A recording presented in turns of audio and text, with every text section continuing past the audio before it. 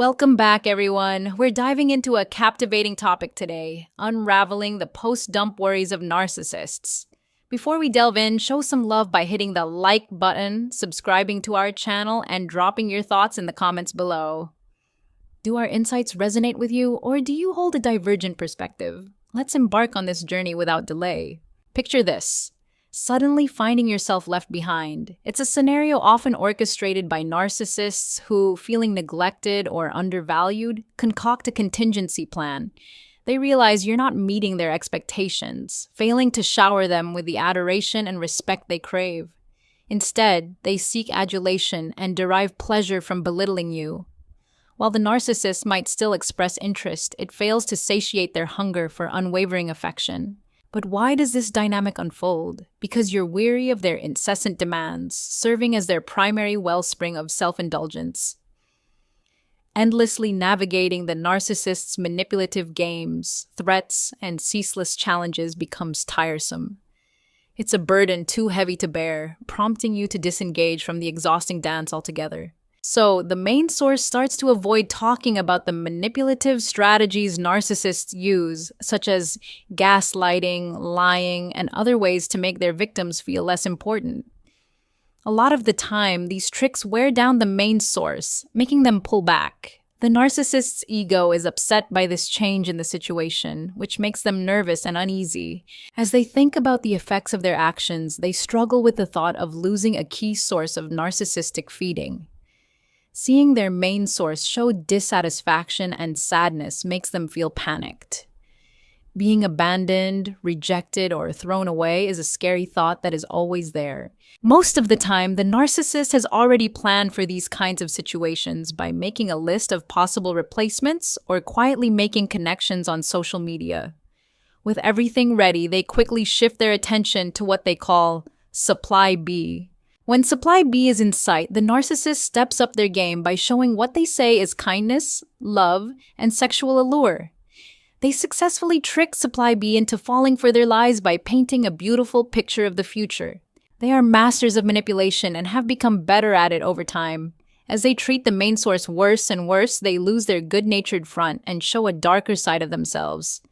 By constantly criticizing and finding problems with the main source, they want to show that they are unhappy while also getting close to the backup source. This dishonest behavior helps the ego in two ways. In their twisted minds, it makes sense of what they did and sets the stage for their next move. At the same time, it starts a campaign of lies against the main source, the person who used to love and care for them. This smear campaign carefully crafts a negative picture of the main source in order to make it easier for the narcissist to leave in the future. A big part of this plan is making people angry. The narcissist gets material to hurt their image by getting the main source to say bad things about them. This strategy works especially well because the narcissist has built up a front of friendliness and charm among their friends. This image is strengthened by their participation in religious or community service activities, which makes it easier for people from outside the group to believe the lies about the main source. The narcissist's shift in love to a new partner comes from their desperate need to keep up the facade they've worked so hard to build and avoid facing who they really are. Because they don't want to be vulnerable or have their flaws pointed out, they look for a new partner who can keep up the false image of perfection they've created. Narcissists often go through a cycle with other people where they idealize, devalue, and reject them. They have a strong need to be admired and accepted, which makes it hard for them to form relationships that are good for both of them. This cycle never ends, leaving a path of mental destruction in its wake. As soon as a narcissist stops looking for approval, they move on to the next one, breaking hearts and guts along the way. The main character, on the other hand, has to deal with the harsh truths that come to light after the narcissist leaves. For narcissists, the thought of being alone is not only scary, it goes against how they truly believe they are. Their main goal is to give the impression that they are better in every way, whether it's success, spirituality, or general excellence. When they think about being left alone, they have to face their real selves, which is something they have avoided their whole lives. This true self is everything they hate and feel bad about, and it represents their biggest fear. To escape this dreaded meeting, narcissists put up complicated fronts and use a variety of tricks to hide who they really are. But sometimes, no matter how hard they try, they find themselves alone with their deepest selves. When they are by themselves, they have to face the uncomfortable truth of who they are.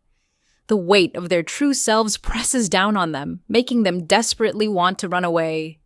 They use substances like drugs or booze to temporarily escape the pain of being aware of themselves. Their goal is to dull their minds and blur the sharp edges of reality because they can't stand the thought of being alone without outside distractions or approval. But there are times when narcissists are alone, even though they are trying to avoid being watched. During these alone times, they face the sharp difference between the grandiose front they put on for the world and the harsh truth that lies beneath the surface. This meeting with their true self causes them more than just temporary pain. It throws them into a deep existential crisis. These kinds of encounters make them rethink who they are and what their place is in the world, realizing that they are alone and have lost the image of being all-powerful and perfect that they presented causes a lot of stress and distress. This case shows how fragile a narcissist's self-esteem is, as it depends so much on approval and validation from other people. They feel incredibly empty and useless when they don't have the support of other people's approval. They are afraid of being alone because it will force them to face the truth about their lives without any of their normal defenses. The narcissist's public persona and private truth are very different from each other, and this shows how desperately they try to avoid thinking about themselves. In a strange way, their manipulative behavior, charm, and constant need for outside approval only make them more vulnerable, which is something they work so hard to hide. In their never-ending effort to separate themselves from their true selves, they get caught up in more lies, which makes it harder to find real relationships and acceptance of themselves. It's often said that relationships, especially ones with narcissists, are a lot like sports teams and the choices their coaches make. They're very complicated. Think about a situation similar to scouting for athletes. The focus shifts to a secondary choice called Supply B, who is praised and given high hopes for the future at first. This stage is like hiring a new player. You have high hopes and are looking forward to the future, but there is a web of lies and manipulation going on below the surface. When you look more closely, it's clear that Supply B isn't even close to the best option, which is called the main source. Even though the narcissist knows this isn't true, they keep pushing Supply B as the better choice because they want to keep up looks. This story makes me think of a made-up city that is having a hard time with their famous quarterback, who will call John Champion to avoid repeat. Think about a situation in which John Champion, the city's favorite quarterback and famous for his winning streak, suddenly loses 4 games in a row. As people's faith in Champion wanes, the city starts to question his abilities, which is a common trait of narcissists. As people call for change, the focus moves to a new player, which gives people hope that things will get better. Instead, this newbie doesn't have the experience or skills that Champion does. Let's call him Alex Anderson because he stumbles through his part like a character from a comedy sitcom who can't even get the basics of the game. The city's hasty response to this change makes people back it at first, but they quickly come to regret it. But pride and the need to look strong keep people from quickly saying they were wrong. Like an ego, the city waits for things to calm down before admitting it was wrong in public. As time goes on, Alex Anderson's flaws become very clear. Each game is full of mistakes, slow reactions, and missed chances, which is very different from what Champion used to do for the team. Before, people in the city were excited about the rookie. Now, they long for Champion's days of success and honor. Behind Champion's back, rumors spread that they might come back, making him more afraid of losing something he used to love.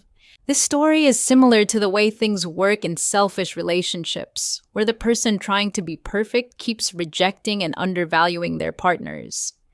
The narcissist can't deal with anything less than an idealized reality, so they are always looking for replacements who can't fill the hole left by the people who left. As an emotional response to a short-lived loss, the narcissist quickly gets rid of Champion, showing that they often make hasty, regrettable choices. Champion, on the other hand, does well elsewhere, like the main source in a narcissistic relationship. He is a moving memory of what was thrown away too soon, showing how stupid the city's choice was. In the world of narcissism, people who want perfect wins with no setbacks get stuck in a cycle of disappointment and longing that forces them to face the results of their actions. Through the view of a longer metaphor, the consistency shown by some sports teams like the made-up Dallas Cowboys shows how important it is to keep going even when things get tough. Narcissists, on the other hand, are always looking for something new and perfect, even if it means sacrificing real relationships and long-term success. This story about making snap choices, then feeling bad about them, and the never-ending search for an unattainable ideal has a powerful lesson that can be applied to both sports and personal relationships. It can be like crossing a dangerous minefield full of psychological manipulation and turmoil when you start dating a narcissist. Because they are always looking for approval, narcissists often get stuck in a loop of rejecting and replacing people, leaving broken hearts and low self-esteem in their wake. No matter how hard they try to avoid truth, there will come a time when the facade falls apart, forcing them to face the emptiness at the center of their being. To get out of this destructive cycle, you need to make real relationships based on honesty and emotional closeness. If you found this conversation useful, please join the conversation by liking, commenting, sharing, and subscribing to our channel. This will help us keep starting serious conversations. With your help, we can build a community where everyone works together to improve and help each other. Thanks for coming along with us on this trip.